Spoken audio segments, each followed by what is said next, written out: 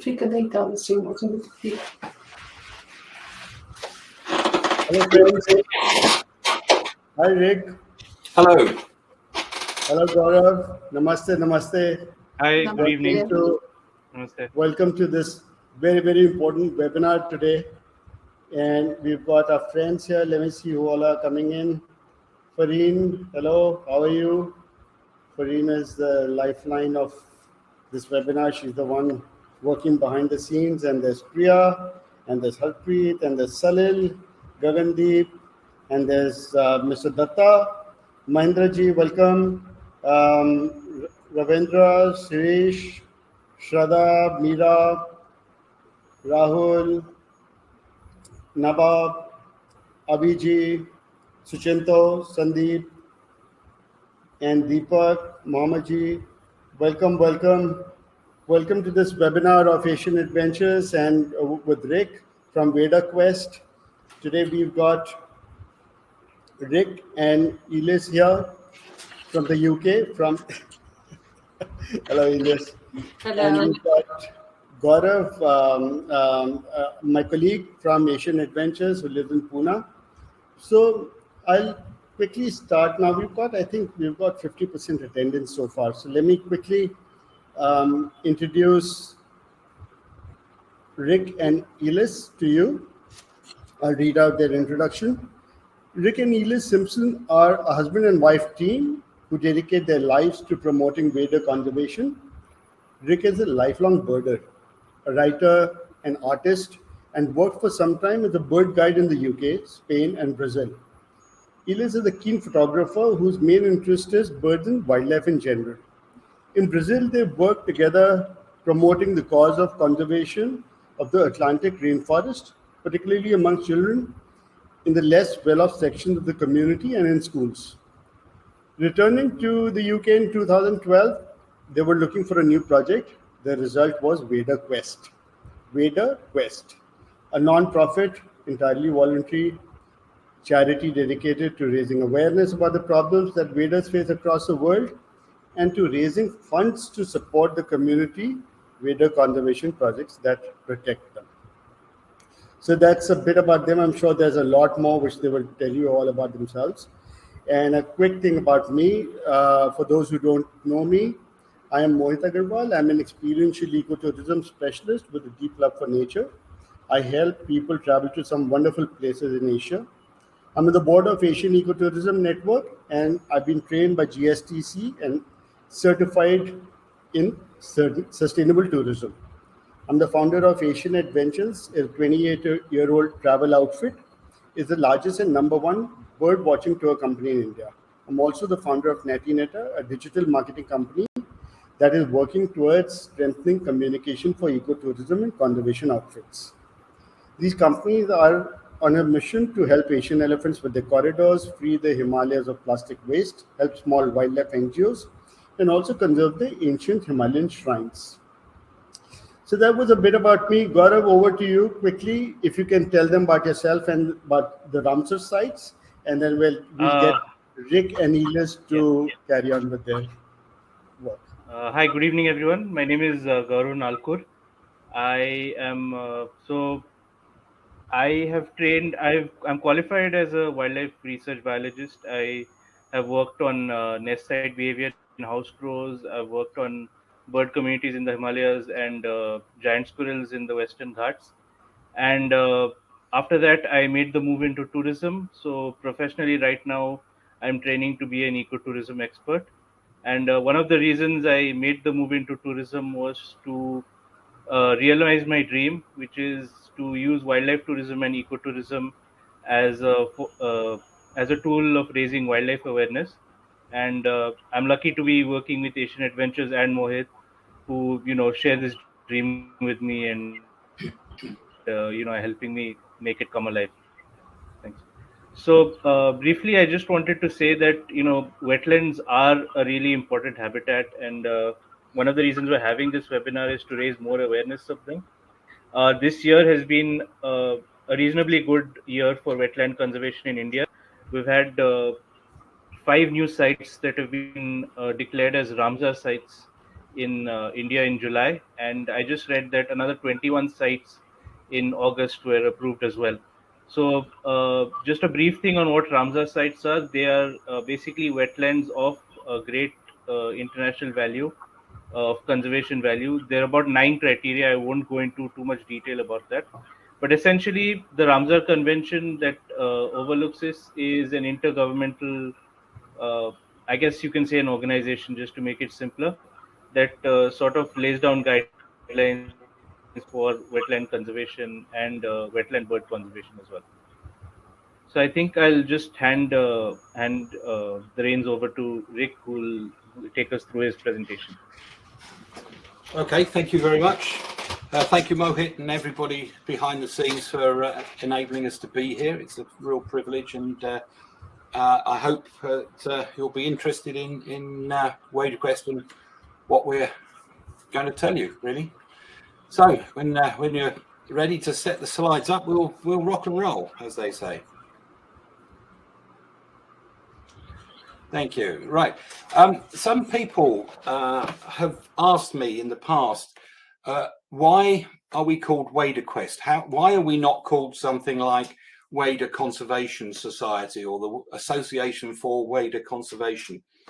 And the answer to that is actually very, very simple. And it is that initially, what we intended to set up was literally a quest for waders.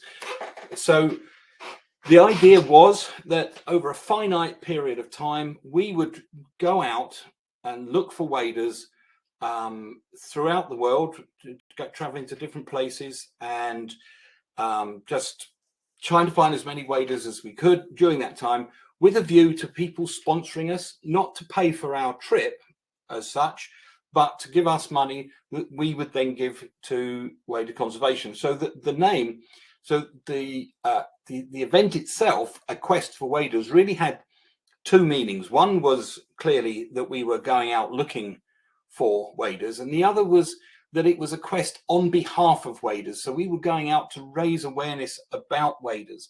And actually, we found during our travels that there was a lot more to be said than we imagined there was when we started.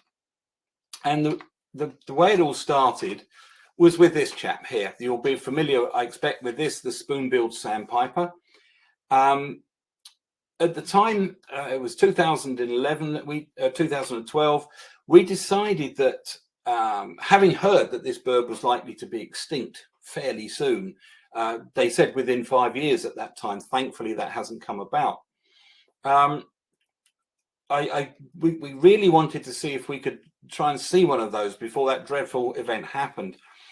And of course, during the preparation for going to Thailand, which is where we decided we would go and look for it, we did a lot of study about the bird. And the more we studied about the bird, the more involved we became in its situation. And we came to a point where we just said, well, look, we shouldn't just be going to see this bird. We really should try and do something about it. Now, there isn't much that ordinary folk like us can do, but we did know that the Wildlife and Wetlands Trust in the UK was going to be starting up a captive breeding program. And so we decided that we would like to try and raise some money to help them do that. And this is a couple of their captive spoonbilled sandpipers, probably the cutest little sandpipers in the world, it has to be said.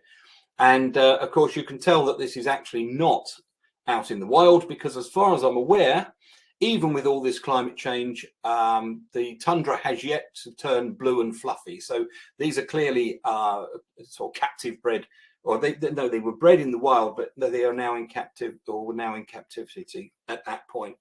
So it was to raise money for them that we had started the whole thing. So that is how we ended up being called 𝐒𝐤𝐬𝐻𝐤, because it was a quest for waders. So on the 1st of November of 2012, we set out for our first trip. Now, we didn't go very far. We lived in a place called Northampton in England, and we were traveling to Norfolk, which is an extremely good bird watching place. And we were going to a place called Titchwell, which is very, very good for waders. It seemed like a good place to start. But the most common wader in the winter, or at all actually, in this country is this one. It's the lapwing, the northern lapwing. And so because we were traveling during the day, because we were traveling across an area which was formerly a marshland but has been turned now into farmland, which is very good for these birds in winter, we assumed that this bird, this species, would be the first one we would see. Unfortunately, when we arrived at 𝐒𝐢𝐤, despite looking for these birds, we didn't see any. And at that time anyway, on that journey.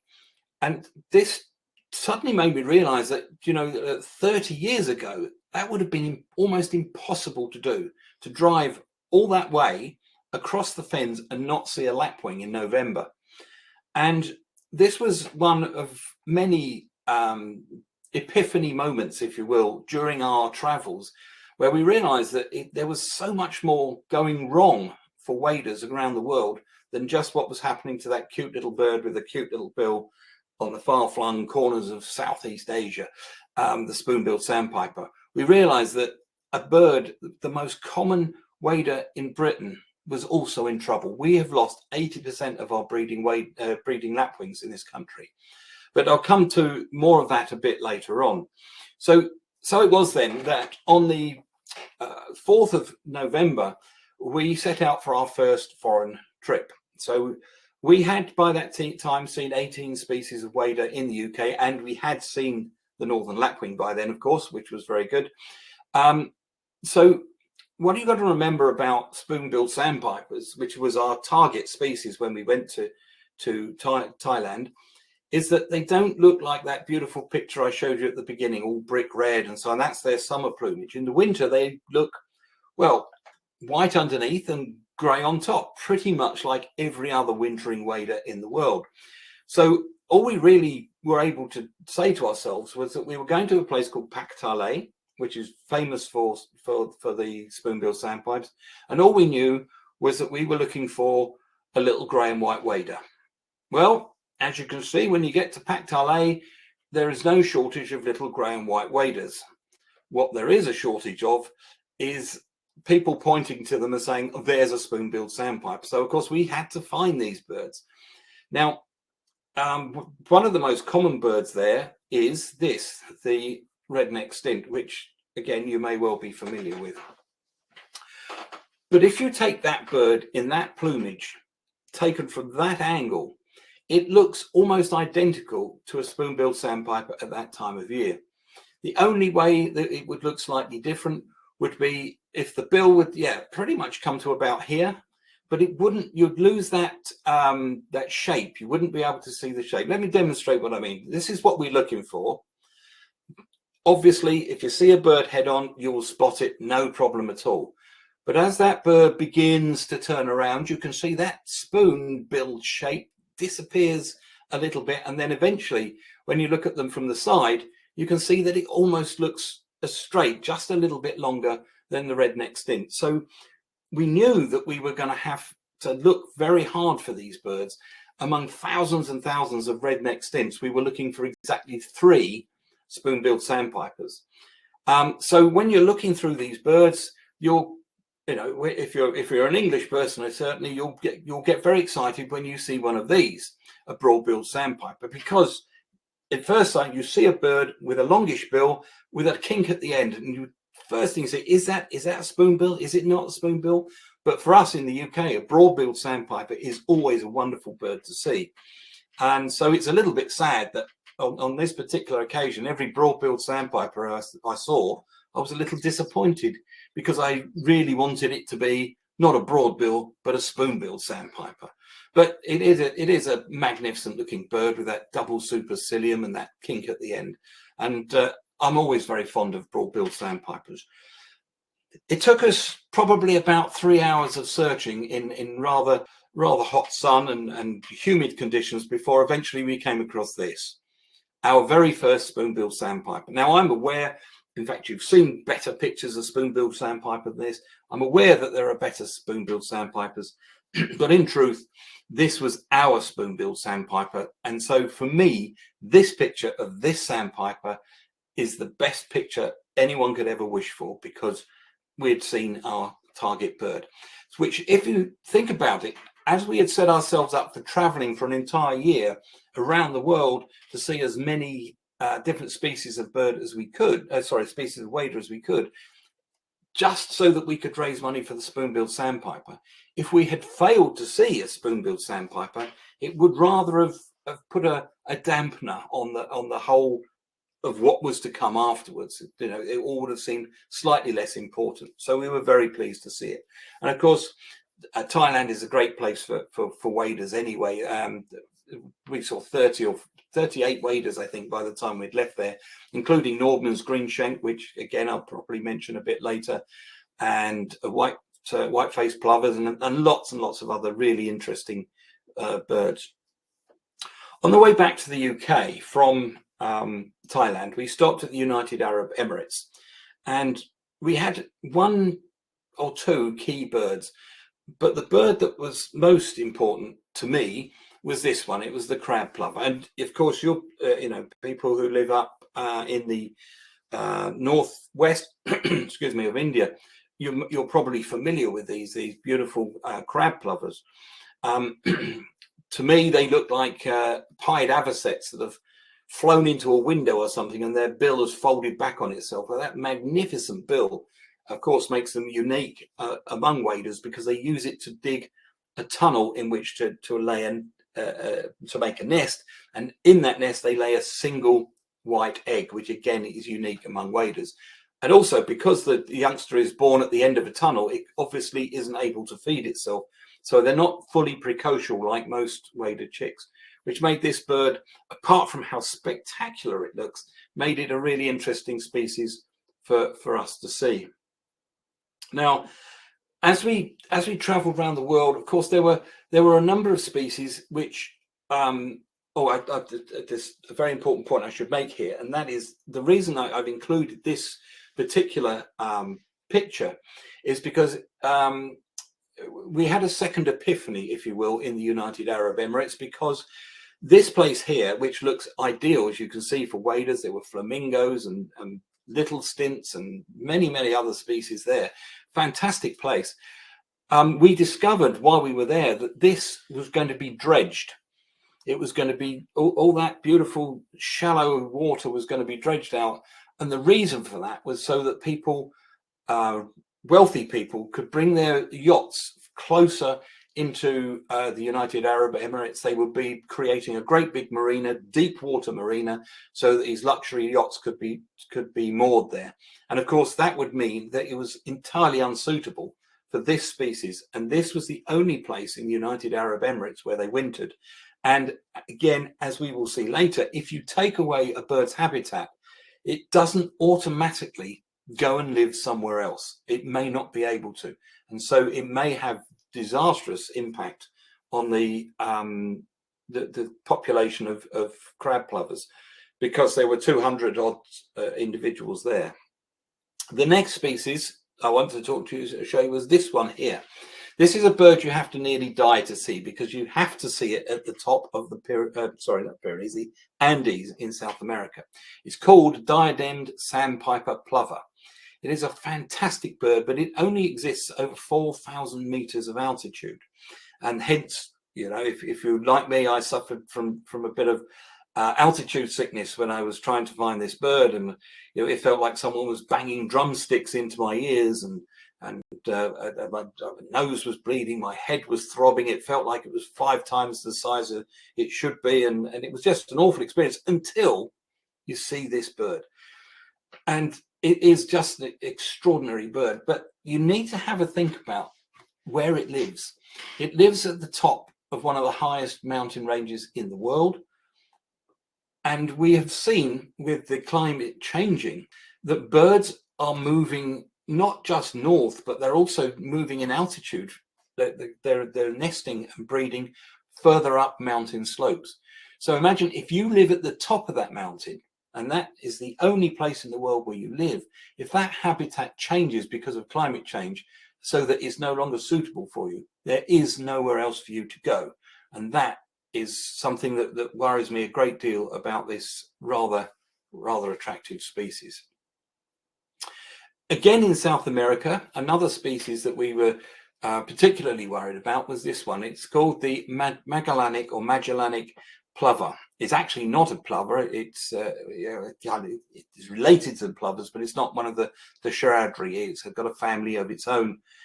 And just recently, they did a study, and they found that despite the fact that we thought there were 4,000 or 5,000 of these, there's probably fewer than 1,500 of these individuals left in the world.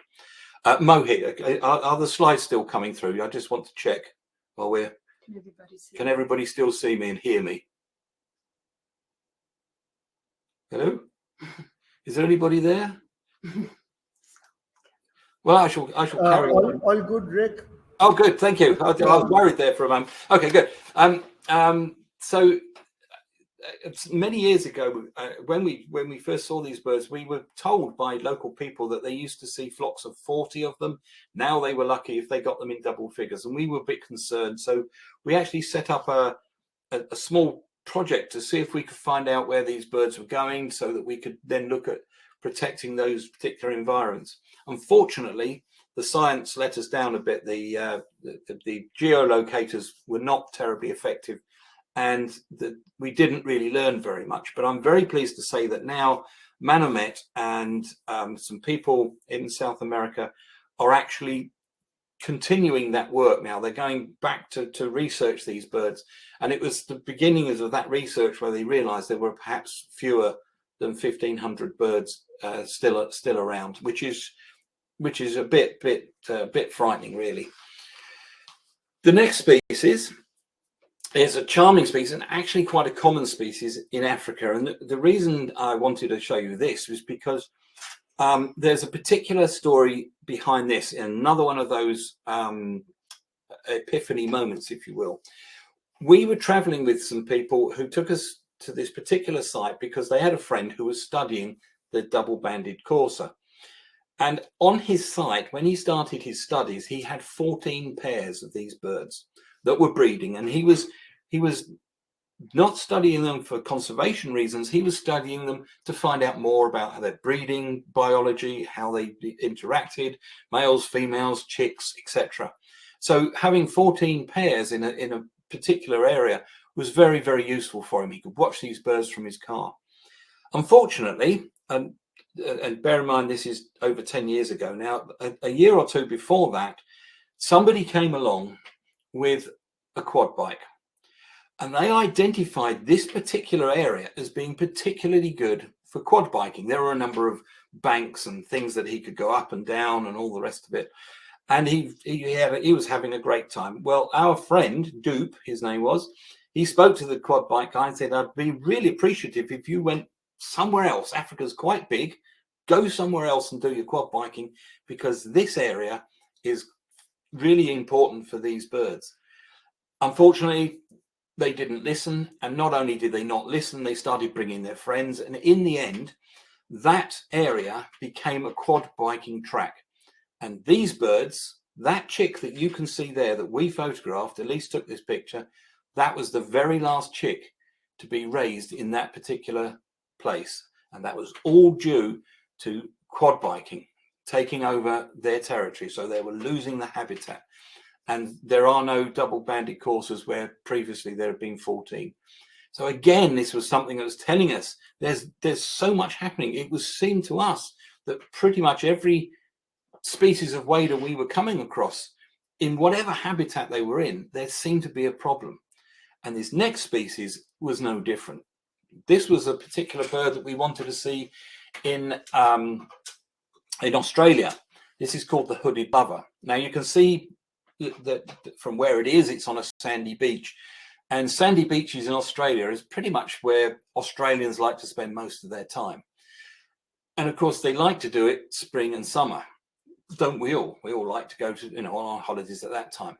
And that is exactly the time when these birds, of course, need the sandy beaches for them to breed. these birds don't use any other kind of substrate, any other kind of habitat. They only exist on these sandy beaches. So what happened was more and more people were going to the beaches for recreation, and these birds are so small and unobtrusive they didn't even know they were there, and gradually they were being pushed away from these optimum beaches and having to nest in suboptimal places, which meant that they're well, the ones that were able to breed at all, which meant that their success had got down to 5%. 5% success rate for fledging. That is not sustainable. That is heading for extinction. So BirdLife Australia, together with, and this was crucial for us, local people set up a beach nesting bird program whereby the local people took ownership, if you like. They became responsible for their local hooded plovers. So they would go to the beach, and for very little outlay of money, they would go to the beach and they would talk to people. They would put up fences, they would put up signs, they would direct people away from where the birds were breeding. And within 6 years, the 5% have become 50%, purely because of the love and attention that the local people were giving those birds. There were still people doing the wrong thing. There were still dogs running wild. Dogs still to this day are killing these birds on the beaches, but far fewer than used to. And that, again, was another one of those moments where Elise and I realized that if people around the world want to do this sort of thing, they may be held back by the fact that they can't afford to buy fencing. They can't afford to have posters made. They can't afford to buy themselves sandwiches to sit on the beach all day and talk to people. And surely there should be someone who can help people like that. And that was the point at which we decided that maybe WaderQuest would be those people. We should do that. But again, I'll cover that a little bit more a bit later on. So one of the other places we visited was New Zealand, and you can see this is an absolutely beautiful scene in the Southern Alps there, and it is an extraordinary place. When we took this photo, the guy who we were with, a chap called John Dowding, he said, unfortunately, there isn't one piece of natural vegetation in that picture. Everything that you can see that isn't rock is unnatural. It's all been introduced, and this is causing a number of problems for the local wildlife. Obviously, if you take away the natural environment, the local birds disappear. Now, the most endangered, the rarest wader in the world, if you ignore the ones which are critically endangered, that no one's seen for 40 years, like your Jurden's courser, is the black stilt. And the black stilt's problems lay in a number of things. Firstly, obviously, it was losing its habitat. But this braided river here, this is ideal habitat for them. They love these, they manage to feed and so on and so forth. But unlike their white-headed cousins who would nest in colonies on these islands, you know, okay, occasionally the colony would get washed away, but generally they were safer because they were on islands and they were in a colony. The black stilts nest as single pairs, and where do they nest? They nest on the edge here, which makes them extremely vulnerable to what? It makes them extremely vulnerable to terrestrial predators. And fortunately for them, there weren't any in New Zealand, or very, very few, until we took dogs, cats, goats, hedgehogs, stoats, weasels, foxes. All of these things are now predators to those few, very small numbers of black stilts. And as a result, they almost became extinct. At one point, there were only 27 birds left alive in the world. 27 birds. Now, they've been doing a lot of captive breeding, and they've been pumping out youngsters. They've been very successful. They're pumping out youngsters every year. But even now, there's probably only 170 odd wild birds out there. Well, birds in the wild, because most of them have been captive bred, so they're not strictly speaking wild birds, but they are in the sense that they're free flying. And so they remain extremely rare despite all these years of work being done on them.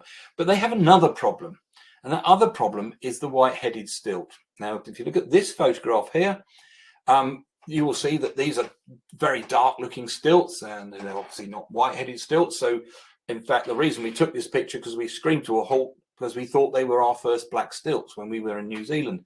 But you can see, I think, well, you know, as I've been talking, you will notice there's a lot of white on these birds that didn't ought to be there if they're black stilts.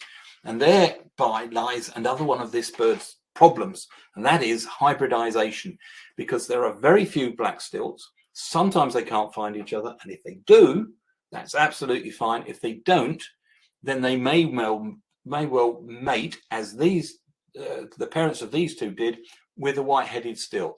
So these are a hybrid between white-headed and black stilts. And of course, if you've got hybridization going on, then of course you're reducing the gene pool, and it all gets a little bit difficult when it comes to species survival. This next picture is a picture that we took of the very first bird that we saw from a distance. You can see it's taken from a distance, that looked all black. But as we got closer and as we zoomed in with the camera, we could see obviously that there were some white bits under the undertail coverts there, and under the belly, and up on the base of the bill. And so we didn't actually have the confidence to say that this was a black stilt. Despite the amount of white on it, it could have been a black stilt, because this is a juvenile. That's what a juvenile looks like. They have a whole lot more white on them. And so potentially it could be that the bird we saw was in fact a black stilt, because it takes 4 years for them to become entirely black. Now, we showed our photographs to somebody to try and get some help from them to find out whether or not that bird that we had seen was in fact a black stilt. And this was the photograph which clinched it for them. They said, yes, it's definitely a black stilt. So I said, of course, thinking that they were looking at the plumage, what plumage characteristic can you see there that says that it's definitely a black stilt? And they said, it's nothing to do with the plumage, it's the rings. Because every single black stilt that's raised is given colour rings, and those colour rings identify it as an individual.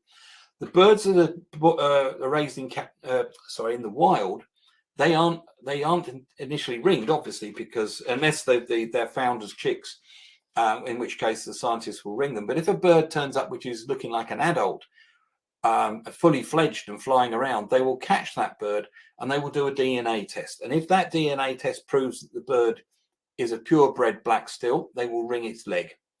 If not, it doesn't get any rings. So it's really crucial, if you're going to go to New Zealand and you're going to look for these birds, you have to see the legs and you have to see those rings to be sure that it is a purebred black stilt. And the beauty of them is that this is what they look like as adults. Absolutely stunning, lovely birds. So, you know, we did a lot of traveling, and I'm very pleased to say that we actually managed to make our final trip to India. And we had a fantastic time there. I mean, look at your birds. They are just wonderful. Your Indian corsair, the beautiful river lapwing, which I saw in a book years and years ago and said, one day I really want to see those. And I was really chuffed to see him. Yellow wattle lapwing. And the very last bird we saw of the 175 species of wader that we saw during the year, the very last species was the ibisbill. And what a bird that was. So yes, we were really fantastically happy about that. And of course, India is a crucial place for Arctic breeding waders. India is really, really important for waders. It is one of the what I would call the hot spots, because so many birds from such a wide range of migrants across Siberia, either they funnel down into India. Some will carry on, some will go across to Africa, others may go down into Southeast Asia. But without protection in India, and you guys are doing a fantastic job with, we just heard, with new Ramsar sites, without that protection, many of these migrant waders would be in terrible, terrible trouble. And so this was a wonderful way for us to finish our travels. So what have we learned? What have we learned? Well, let me introduce you to another species that you may be familiar with. It's the bar-tailed godwit, and this actually is of the subspecies Bowery. And the reason why it's important is because of this little map here. The Bowery black-tailed godwits, they breed across top of Siberia here and in Alaska. And the ones that visit New Zealand, where this picture was taken, they all breed in Alaska. Now, there was a lot of talk about how these birds got from Alaska to New Zealand. And it wasn't until they satellite tagged these birds that they found out that every year these birds were satellite tagged in New Zealand. Every year they fly over 10,000 kilometers to the Yellow Sea, which is crucial, as we will find out later. They then fly another 7,500 kilometers to Alaska, where they breed. That in itself is quite extraordinary.